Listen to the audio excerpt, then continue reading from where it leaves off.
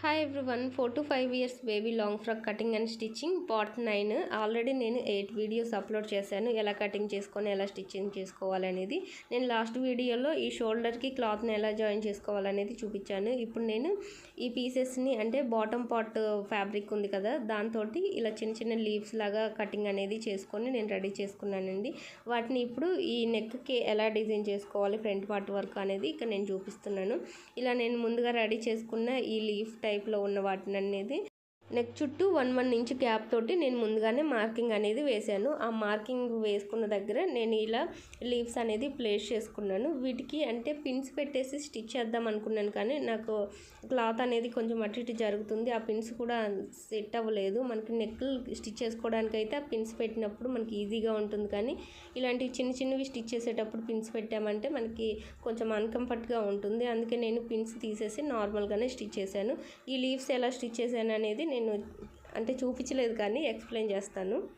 నేను ముందుగానే క్యాన్వాస్ పేపర్ని లీవ్స్ లాగా డ్రా చేసుకొని ఫస్ట్ ఒక లీఫ్ లాగా డ్రా చేసుకొని ఒకటి కట్ చేసుకున్నాను. దాన్ని వేస్ట్ చేసుకొని నాకు ఎన్నైతే కావాలో ఫ్రంట్ పార్ట్ డిజైన్ చేయడానికి దానికి తగ్గట్టుగా అన్నిటినీ కటింగ్ అనేది చేసుకున్నాను. ఫస్ట్ క్యాన్వాస్ పేపర్ని లీవ్స్ లాగా కట్ చేసుకున్న తర్వాత ఈ క్యాన్వాస్ పేపర్ లీవ్స్ ఉన్నాయి కదా, వాటిని మెయిన్ ఫ్యాబ్రిక్ పైన పెట్టేసుకొని ఒకసారి నీట్గా ఐరన్ చేసుకోవాలి. అలా ఐరన్ చేసిన తర్వాత చుట్టూ కొంచెం క్లాత్ అనేది ఎక్స్ట్రా ఉంచుకొని వీటిని మెయిన్ ఫ్యాబ్రిక్ని అనేది కట్ చేసుకోవాలి.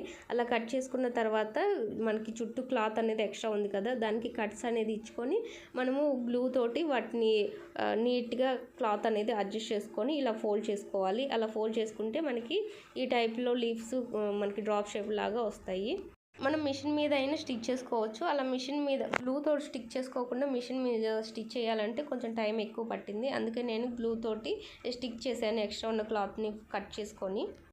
మీకు ఇలా అర్థం కాకపోతే కామెంట్ చేయండి. నేను రఫ్గా ఒకటి వేరే క్లాత్ మీద అయినా కట్ చేసి చూపిస్తాను, ఎలా కట్ చేసుకొని దాన్ని ఎలా రెడీ చేసుకోవాలి లీవ్స్ అనేది.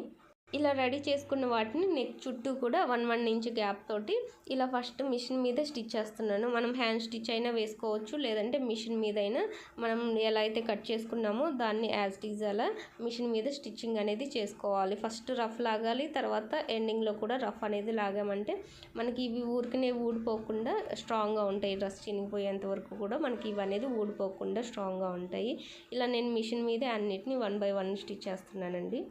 ఫస్ట్ నేను ఇక్కడ అన్నిటిని నెక్ చుట్టూ స్టిచ్ చేసుకున్న తర్వాత ఇంకొన్నేమో ఇలా మిడిల్లో ఒక 3 లీవ్స్ అనేది స్టిచ్ చేశాను. ఒక ఫ్లవర్ లాగా ఫామ్ చేసి వీటిని కూడా స్టిచ్ చేశాను. ఇంకా 2 ఉన్నాయి, వాటిని అటు సైడ్ ఇటు సైడ్ 4 ఉంటే అటు 2 పెట్టాను, ఇటు 2 పెట్టేసి వీటిని స్టోన్ చైన్ తోటి ఇలా డెకరేట్ చేశాను. నెక్స్ట్ షార్ట్లో చూపిస్తాను ఎలా